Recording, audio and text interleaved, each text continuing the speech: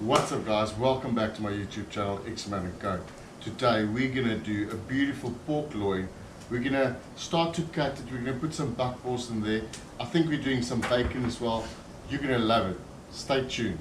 As always, I'll leave all the ingredients for you in the description below. Let me introduce you to all our ingredients that we have here today. We've got a lemon here, we've got some bockwurst, bacon, beautiful bacon. We've got whole grain mustard seed here.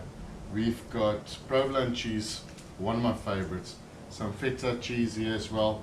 We've got some garlic cloves, your favorite barbecue spice, salt and pepper to taste, and some baby spinach leaves. They're the best. For those of you guys that's still watching and you're not subscribed, please consider doing so. We really appreciate you guys. We need you guys and we'd love for you to come on board.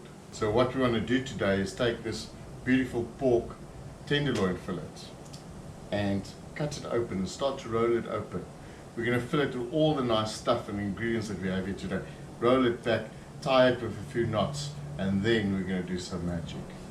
Let's do that. So first of all, what we need to do, we need to shape our fillet. I'm going to cut this piece off. That aside, it's not always easy doing this. You want to remove the silver skin first. If you remove a little bit of meat as well, it's not the end of the world. We're trying not to remove too much meat. So what we want to try here today is quite tricky. We're just going to start at one end, start to cut it and open it up like that.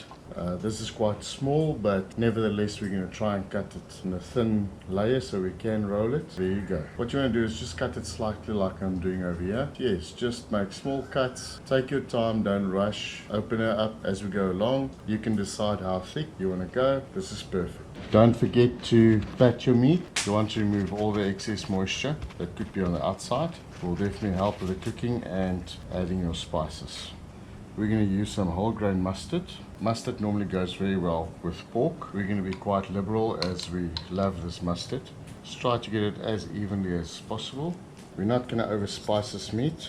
A little bit of salt. We're going to add this provolone cheese here today. This is really amazing cheese. It's a semi-soft cheese. It works perfectly as a melting cheese and it's a nice pair to this pork dish that we're doing here today.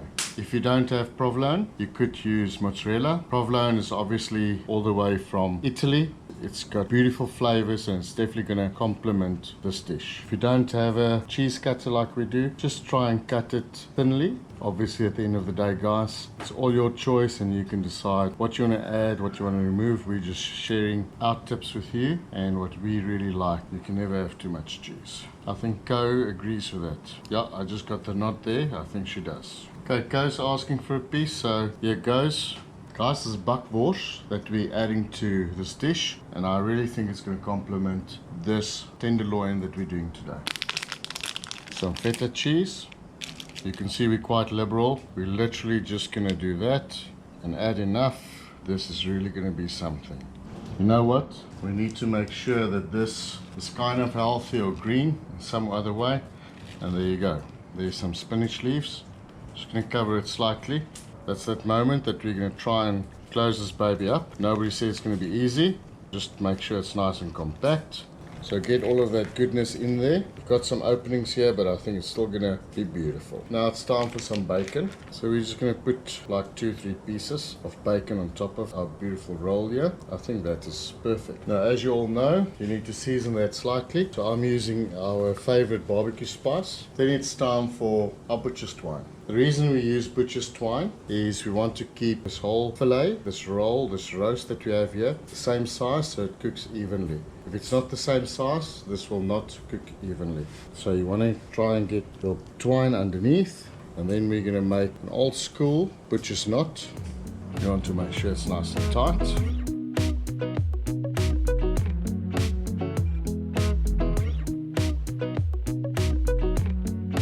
I like to do is just flip it over and then try and tighten it this way as well. So all you need to do is just go underneath that piece of butcher's twine that you have there. You can see I'm going over every second one and then under and over every other one.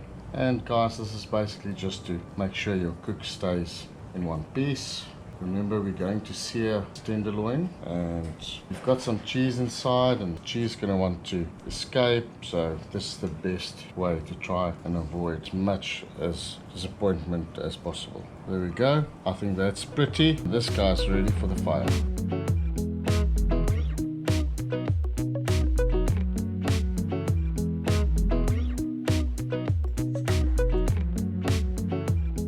Your favorite barbecue spice, obviously. There we go. I think this is going to be beautiful. Be liberal, guys. There's lots of flavors here in between, and I think we really need the barbecue to also stand out. Big piece of meat.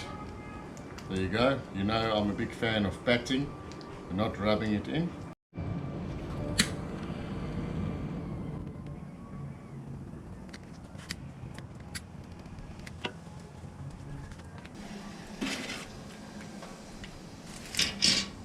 What you need for this exercise is a searing pan and then some olive oil. I'm using avocado oil. Also going to add some rosemary, some cloves of garlic. I want that oil to heat up a little bit before I add our beautiful pork tenderloin. You want to sear your pork tenderloin roll on all 4 sides. About 2 minutes a side, that should be perfect. Pork tenderloin cooks very quickly, so we don't want to oversear it. Just some nice sear marks and then we can remove it. So in your case, if it's only a minute, that will also suffice. We always use a liquid if we're going to roast something in the Weber, and therefore I've decided to use white wine. Obviously this is going to keep your dish moist and tender. Straight in the middle, we're doing indirect heat. We've got some coals here on the sides, and we're going to close this baby up for about 15 minutes. It's about 15 minutes, guys, and I think this pork tenderloin is going to be perfect. That looks good. Now that looks good. What we need to do is remove all the butcher's twine. It's really not nice to have that in your food. Normally a scissor works nice doing this job. I'm just going to use my knife. You want to make sure that you remove all of the strings. It's been 15 minutes in the Weber, and we've just removed all the butcher's twine, and now it's time to cut this baby up. That looks absolutely amazing. Oh, look at that. Hey guys, beautiful, perfectly cooked. I mean, just look at this cheese. It's oozing out. Can you guys see that? Guys, if you can see there, we've got some bockwurst, we've got some pork fillet, we've got some bacon, cheese, we've got the whole toot here. Cheers, boys and girls. Enjoy.